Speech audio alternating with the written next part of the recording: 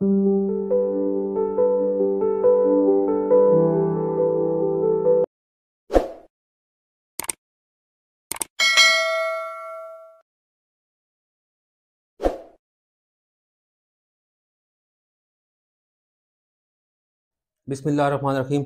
अस्सलाम वालेकुम my dear student. आज का जो हमारा टॉपिक है ना स्टूडेंट, वो है कम्युनिटी लेवल। पहले हम बहुत से लेवल डिस्कस कर चुके हैं बायोलॉजिकल ऑर्गेनाइजेशन के अंदर। सबसे पहले हमने एटॉमिक लेवल डिस्कस किया था, फिर उसके बाद molecular level, organelle level, cell level, tissue level, और फिर organ and organ system level, और फिर उसके बाद इंडिविजुअल लेवल। फिर लास्ट टाइम हमने जो डिस्कस किया था लेक्चर, वो था पॉपुलेशन लेवल। और पॉपुलेशन लेवल को हमने डिस्कस किया था, और पॉपुलेशन के जो एट्रीब्यूट्स थे, जो उसके पॉपुलेशन जो एक ही स्पीशी के जो एक ही स्पीशी के जो ऑर्गेनिज्म थे, उनके दरमियान जो इंटरेक्शन था, उनके इंटरेक्शन की वजह से, उनके इकट्ठा रहने की वजह से कुछ एट्रीब्यूट्स थे, वो भी हमने डिस्कस किए थे लास्ट टाइम। और आज हम डिस्कस करेंगे स्टूडेंट कम्युनिटी को। ये जो कम्युनिटी लफ्ज है ना, ये आप कह लें कि वर्ड जो है ये कम्युनिकेशन से आया है। ये याद रखना स्टूडेंट, ये जो वर्ड है कम्युनिटी, ये किससे आया है? कम्युनिकेशन से।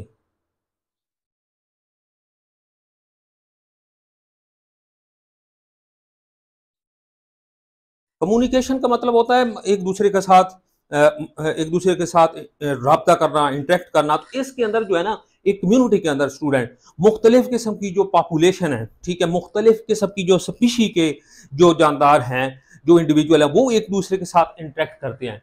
तो हम डिफाइन करते हैं जी स्टूडेंट कम्युनिटी को कि population of different species. Population population कहते हैं ना एक ही स्पीशी की जानदारों को, ऑफ डिफरेंट स्पीशी, यानी जो डिफरेंट स्पीशी की पॉपुलेशन है, और ब्रैकेट के अंदर लिखा हुआ है प्लांट्स एंड एनिमल की, living in the same habitat, जो एक ही जगह पे रहते हैं। हैबिटेट कहते हैं ना वो जगह जिस पे जानदार रहते हैं, तो वो सेम होना चाहिए इनका, ठीक है ना। फॉर्म अ कम्युनिटी, तो वो फॉर्म का मतलब होता है बनाना, तो वो क्या बनाते हैं? कम्युनिटी बनाते हैं। तो स्टूडेंट समझ लेना कि जो डिफरेंट आप कह लें कि डिफरेंट जो पॉपुलेशन है, ठीक है, different population of the different species जो है, वो अगर एक ही जगह पे सेम हैबिटेट पे रहते हैं, ठीक है ना, सेम हैबिटेट पे रहते हैं, तो उसको कम्युनिटी कहते हैं। लास्ट टाइम जो हमने पॉपुलेशन को डिफाइन किया था, तो तीन तीन दफा सेम आया था, same species, same place, same time. लेकिन यहाँ पे सिर्फ जो है वो सेम हैबिटेट का जिक्र है, इसमें पॉपुलेशन जो है वो डिफरेंट है। इसके बाद स्टूडेंट ये हेडिंग आपने देनी है, कम्युनिटीज आर डायनामिक। डायनामिक का लफ्जी मतलब तो होता है हरकत करना। अब ये आप कह लें कि यहाँ पे जो है कम्युनिटीज आर डायनामिक से मुराद क्या है, कि क्योंकि हमने ये इसकी जो डेफिनेशन पढ़ी है, इसमें हमने पढ़ा है कि कम्युनिटी के अंदर डिफरेंट पॉपुलेशन स्टूडेंट शामिल हैं। तो इसके दरमियान जो है ना, आप कह लें कि इन्वायरमेंटल फैक्टर की वजह से, कुछ बायोटिक और ए बायोटिक फैक्टर की वजह से, ठीक है ना, बायोटिक फैक्टर तो जानदारों को कहते हैं ना, तो ए बायोटिक फैक्टर की वजह से जो है ये बाद इसकी जो पॉपुलेशन है वो कम होती रहती है, और बाद पॉपुलेशन जो है वो ज्यादा होती रहती है, उसके जानदारों की तादाद बढ़ती रहती है। तो ये बात आपने पढ़नी है कि अब यहाँ पे जो डायनामिक से मुराद है, यानी उसका जो उसके अंदर कम्युनिटी के अंदर पॉपुलेशन है डिफरेंट टाइप की, वो कम और ज्यादा हो रही है। Community of dynamic collection of organism in which population may increase, जिसमें पॉपुलेशन बढ़ सकती है, एंड अदर में डिक्रीज, और जो दूसरी है वो कम हो सकती है, due to fluctuation in abiotic factor. Student मैंने आपको बताया ये बायोटिक फैक्टर तो जानदारों को कहते हैं ना, जो हम पढ़ रहे हैं कम्युनिटी के अंदर हम जो है वो डिस्कस कर रहे हैं बायोटिक फैक्टर को ही। तो ए बायोटिक फैक्टर कौन से होते हैं? आप कह लें कि non living component of the environment. तो ये याद रखें, दोनों डेफिनेशन स्टूडेंट नोट कर लें आप कि ए बायोटिक फैक्टर क्या होते हैं? The non living component of the environment, ठीक है। और अपना बायोटिक कंपोनेंट क्या होते हैं? आप कह लें कि living organism of the environment और कॉल्ड बायो कंपोनेंट। तो ये ए बायोटिक फैक्टर या ए बायोटिक कंपोनेंट की बात हो रही है, यानी जो आप कह लें कि माहौल के अंदर जो जिंदा जानदार हैं, लिविंग ऑर्गेनिज्म है, उनको हम कहते हैं बायोटिक फैक्टर, ठीक है ना, या बायोटिक कंपोनेंट। और जो नॉन लिविंग है उनको हम बोलते हैं ए बायोटिक। तो ये जो कम्युनिटीज है ये डायनामिक बनी है, ये एमसीक्यू पूछा जा सकता है कि ये किसकी वजह से डायनामिक है, या किसकी वजह से एक पॉपुलेशन इंक्रीज और दूसरी पॉपुलेशन जो है वो डिक्रीज हो रही है। तो आपने ये बताना है किसकी वजह से, due to fluctuation in abiotic. Fluctuation का मतलब होता है कम या ज्यादा होना इन ए बायोटिक। अब ए बायोटिक फैक्टर की एग्जांपल क्या है? बायोटिक तो मैंने कहा ना लिविंग ऑर्गेनिज्म को कहते हैं। ए बायोटिक फैक्टर की एग्जांपल कौन सी है? जिस तरह लाइट है, टेम्परेचर है, वाटर है। अब लाजिम बात है, अगर किसी जगह पे किसी हैबिटेट सेम हैबिटेट पे ये कम्युनिटी है, तो वहां पे अगर पानी की मिकदार जो है वो ज्यादा अगर हो जाती है स्टूडेंट या फिर आप कह लें कि वहां पे बारिशें जो है वो बहुत कम होती हैं, पानी की शॉर्टेज हो जाती है, या टेम्परेचर जो है वो किसी वजह से बहुत ज्यादा हाई हो जाता है, तो कुछ वहां पे ऐसी पॉपुलेशन होगी जिनको वो सूट नहीं करेगा और उनकी जो डेथ हो जाएगी। कुछ पॉपुलेशन को वो चीज ज्यादा सूट करेगी जिसकी वजह से उनकी तादाद बढ़ेगी। इसके बाद स्टूडेंट है टाइप्स ऑफ कम्युनिटी, कम्युनिटी की इकसाम। तो कम्युनिटी की जो इकसाम है वो दो हैं, एक है कम्प्लेक्स कम्युनिटी और दूसरी है सिंपल कम्युनिटी। पहले हम डिस्कस करते हैं स्टूडेंट कम्प्लेक्स कम्युनिटी को, मतलब पेचीदा कम्युनिटी को। दूसरे लफ्जों में आप ये कह सकते हैं कि जो बहुत बड़ी कम्युनिटी है। Some communities are simple well interrelated. ये दो पॉइंट आप, कुछ जो कम्युनिटी होती है वो कम्प्लेक्स होती हैं, सॉरी ये क्या लिखा हुआ है पहला पॉइंट कि सम कम्युनिटीज आर कम्प्लेक्स। कुछ जो कम्युनिटीज होती हैं वो बहुत कम्प्लेक्स होती है, बहुत पेचीदा होती है। और ये कि वेल इंटर रिलेटेड, इनका आपने जो है एक दूसरे के साथ एक अच्छा ताल्लुक होता है, एक अच्छा आप कह लें कि इंटरेक्शन होता है आपस में। एग्जाम्पल इसकी क्या स्टूडेंट, फॉरेस्ट कम्युनिटी। कौन सी है जी? फॉरेस्ट कम्युनिटी इसकी एग्जाम्पल है। अब जंगल जो है वो बहुत बड़ी कम्युनिटी, आप उसमें कह लें कि हजारों किस्म की जो है प्लांट की स्पीशी होंगी, हजारों किस्म की जो है मुख्तलिफ एनिमल की स्पीशी होंगी, तो ये वो एक बहुत बड़ी कम्युनिटी है। और आपस में उनका आपस में एक आप कह लें कि अच्छा इंटरेक्शन होता है। उस अच्छे इंटरेक्शन की वजह से अगर कोई भी डिजास्टर आ जाए, आप कह लें कि कोई भी अगर सपोज इस तरह सैलाबी सूरत हाल बनती है, या फिर बारिशें बिल्कुल ही नहीं होती, वाटर पानी की जो है वाटर की बहुत कमी हो जाती है, तो ये फिर भी अगर कुछ स्पीशी वहां पे खत्म भी हो जाती है, तो फिर वो आप कह लें कि अगर स्पीशी के जानदार जो है वो कुछ आप कह लें कि ज्यादातर अगर उनकी डेथ हो भी जाती है, तो फिर भी वो सर्वाइव स्टूडेंट कर जाते हैं, क्योंकि उनके साथ इंटरेक्शन होता है और काफी ज्यादा वहां पे स्पीशी हैं। तो वो ये जो कम्प्लेक्स कम्युनिटी होती है, जिस तरह हमने फॉरेस्ट कम्युनिटी, तो ये अपने आप को बचा लेती है, सर्वाइव कर लेती है, ये दोबारा अपने आप को ये आबाद कर लेती है। जो दूसरी किस्म की स्टूडेंट कम्युनिटी है वो है simple community. An isolated community is a simple community. जो बिल्कुल आप कह लेना एक अलग थलग किस्म की जो है, एक हैबिटेट तो लाजमी बात है सेम होना चाहिए, पॉपुलेशन भी वहां पे डिफरेंट होनी, तभी जाके कम्युनिटी बनेगी ना। लेकिन ये एक बहुत छोटी सी कम्युनिटी है। और वो उसमें जो एग्जांपल देता है ना स्टूडेंट, वो ये कहते हैं कि फॉलन लॉग, जिस तरह हम देखें ना, अगर ट्री का अगर जो उसका ट्रंक होता है या स्टेम होता है, अगर उस स्टेम का कुछ हिस्सा गिर जाए, या किसी ट्री की उस किसी दरख्त की बहुत बड़ी जो उसकी शाख है, ब्रांच है, वो गिर जाए, अगर वो कुछ दिन पड़ी रहे ना, तो उसके नीचे जो है मुख्तलिफ किस्म की स्पीशी जो है वो आबाद हो जाती हैं। तो वहां पे डिफरेंट पॉपुलेशन आप कह लें कि आबाद हो जाती है, तो वो एक छोटी सी कम्युनिटी बन जाती है। अब देखें, जो कम्प्लेक्स कम्युनिटी की बात की थी कि वो तो आप कह लें कि वेल इंटर रिलेटेड थी और वेल सेटल थी, ठीक है ना। लेकिन यहाँ पे जो ये जो सिंपल कम्युनिटी है, जो सादा कम्युनिटी है, इसमें तो अगर छोटा सा भी कोई इन्वायरमेंटल फैक्टर आएगा तो ये तो खत्म हो जाएगी। तो इसको हम पढ़ते हैं एन आइसोलेटेड कम्युनिटी, जो बिल्कुल अलग थलग कम्युनिटी है। ये मैंने इसकी डेफिनेशन लिख दिया है, आपने नोट कर लेनी है। The change of environment show great effects on the simple community. यानी एनवायरमेंट का अगर चेंज जो है, थोड़ा सा भी एनवायरमेंट का अगर चेंज है, अगर टेम्परेचर थोड़ा सा बढ़ जाता है, टेम्परेचर बहुत कम हो जाता है, या इस तरह सैलाबी सूरत हाल बन जाती है, या इस तरह कोई तूफान आता है, तो ये उसके लिए जो है ना सिंपल कम्युनिटी के लिए स्टूडेंट ड्रास्टिक होता है, खतरनाक होता है। एग्जाम्पल क्या लिखी हुई है? अ fallen log with a various population with a various population it number and size of a population, a fallen log with a various population in it। मैंने कहा ना a fallen log, ये स्टूडेंट नोट फिक्रा सही करके आपने लिखना है ये sentence, a fallen log with various population under it। क्या लिखना है? Under it. कि मैंने कहा ना कि एक जो दरख्त है, अगर उसका कुछ स्टेम का हिस्सा गिर जाए, या फिर उस आप कह लें कि उस दरख्त की, उस ट्री की बहुत बड़ी ब्रांच जो है कोई वो गिर जाए, तो जो इस तरह फाल का मतलब होता है ना, गिरी हुई, जो गिरी अगर वो कुछ दिन पड़ी जाए, तो उसके नीचे जो है मुख्तलिफ स्पीशी जो है वो कह लें कि आबाद हो जाती हैं और वो एक छोटी सी कम्युनिटी बना लेती हैं। Number and size of a population is limited. ये भी इसमें पॉइंट लिखना है कि इसमें जो number and size of a population होता है वो बहुत लिमिटेड होता है, बहुत छोटा होता है। तो ये स्टूडेंट हमारी आप कह लें कि टाइप्स थी कम्युनिटी की। दो तरह की हमने इसकी टाइप पढ़ ली है, एक पढ़ी है हमने सिंपल कम्युनिटी और दूसरी हमने पढ़ी है कम्प्लेक्स कम्युनिटी। इसके बाद स्टूडेंट हमारा जो एक क्वेश्चन है कि how organism interact with each other in a community. ये क्वेश्चन पूछा जा सकता है, या फिर आप ये कह लें कि कम्युनिटी के अंदर जो डिफरेंट किस्म के आपको पता है ऑर्गेनिज्म रहते हैं, और उनके दरमियान जो है एक आप कह लें कि इंटरेक्शन होता है, एक उसकी वजह से कुछ उनके एसोसिएशन बन जाते हैं, तो उनको हमने डिस्कस करना है स्टूडेंट। वो भी पेपर में आ सकता है, इस तरीके से लॉन्ग क्वेश्चन भी आ सकता है, या फिर इनमें से कोई आप पहले कि किसी एक की डेफिनेशन या कोई एक शॉर्ट क्वेश्चन जिस तरह का हम लिखा, कोई प्रीडेशन पूछा जा सकता है, पैरासिटिज्म पूछा जा सकता है, कोमेंसलिज्म, इस तरह कोई अलग भी जो शॉर्ट क्वेश्चन भी स्टूडेंट आ सकता है पेपर के अंदर। तो फिर या फिर इस तरीके से जिस तरह ये लिखा हुआ मैंने हेडिंग दी हुई है रिलेशनशिप इन कम्युनिटी, कि एक कम्युनिटी के में किस तरह के रिलेशनशिप है, किस किस्म के जो है वो तल्लकात है। जिस तरह मैंने कल बताया ना कि कल हम पॉपुलेशन के अंदर भी जो मुख्तलिफ किस्म के एट्रीब्यूट्स पढ़े थे हमने।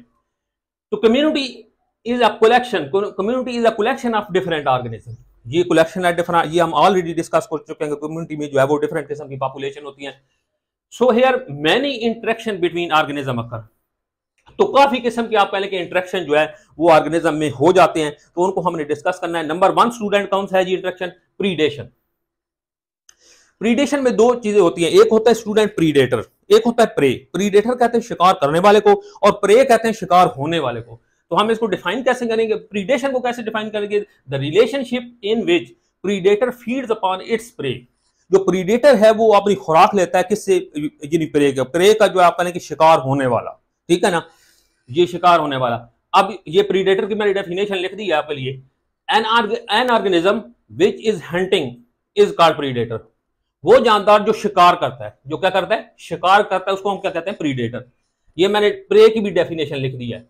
An organism which is attacked, an organism which is आपका ये अच्छी तरीके से ये फिक्रा लिख लें। An organism which is attacked by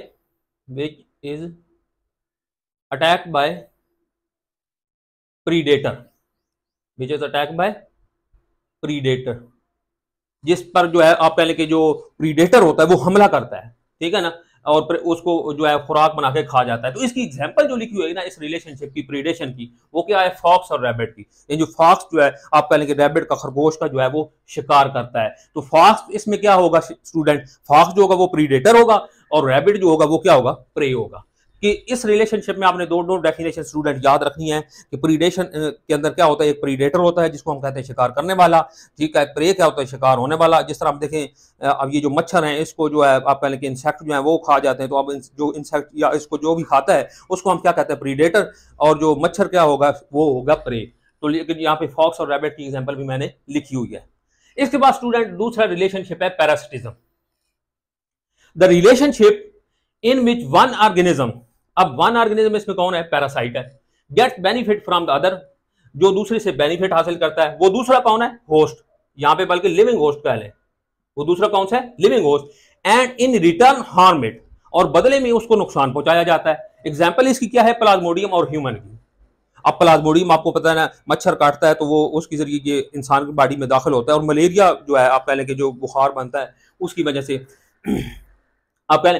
तो ये मैं दोबारा पढ़ता हूं। The relationship in which one organism parasite, one organism कौन सा होता है? पैरासाइट। अब पैरासाइट की भी हमने पहले डिफाइन किया हुआ है कि ये वो ऑर्गेनिज्म होता है आप पहले कि जो दूसरे जिंदा जानदार से जो है वो खुराक हासिल करता है, ठीक है, जगह भी लेता है, खुराक भी हासिल करता है और बदले में उसको नुकसान भी पहुंचाता है, और यानी कि दूसरे लफ्जों में उसमें डिजीज पैदा करता है। तो इसमें ये ऐसा रिलेशनशिप है पैरासिटिज्म की, एक ऑर्गेनिज्म जो है, ये दो ऐसे ऑर्गेनिज्म होते हैं कि एक ऑर्गेनिज्म बेनिफिट लेता है यानी फायदा हासिल करता है, ठीक है, खुराक लेता है, जगह लेता है, और जो दूसरा है वो नुकसान उठाता है। तो इसकी एग्जांपल कौन सी है? प्लाज्मोडियम और ह्यूमन की। जिस तरह मैंने बताया ना कि ये मच्छर के जरिए दाखिल होता है बॉडी के अंदर और खुराक हासिल करता है, ब्लड से जो है वो कहने की प्रोटीन हासिल करता है, और यानी कि इंसान के अंदर जो है वो डिजीज बनाता है, यानी कि मलेरिया बनाता है। तीसरा रिलेशनशिप है स्टूडेंट हमारा commensalism. The relationship in which one organism get benefit, in which one organism, ये वन काट दें, one organism get benefit without hearing और विदाउट हार्मिंग। ये स्टूडेंट लफ्ज क्या है? Without harming, HARMING, without harming और बेनिफिटिंग द अदर। ये दोबारा मैं इस डेफिनेशन को स्टूडेंट पढ़ देता हूं कोमेंसलिज्म की। The relationship in which one organism get benefit without harming और बेनिफिटिंग द अदर, यानी ये एक ऐसा रिलेशनशिप है कि जिसमें एक ऑर्गेनिज्म, एक जानदार, एक पार्टनर जो है वो फायदा हासिल करता है और दूसरे को ना ही फायदा होता है और ना ही नुकसान होता है। तो इसकी एग्जांपल स्टूडेंट कौन सी है? शार्क और रेमोरास की। शार्क जो है ना स्टूडेंट, ये बहुत बड़ी मछली है और रेमोरास जो है ये बहुत छोटी सी मछली है।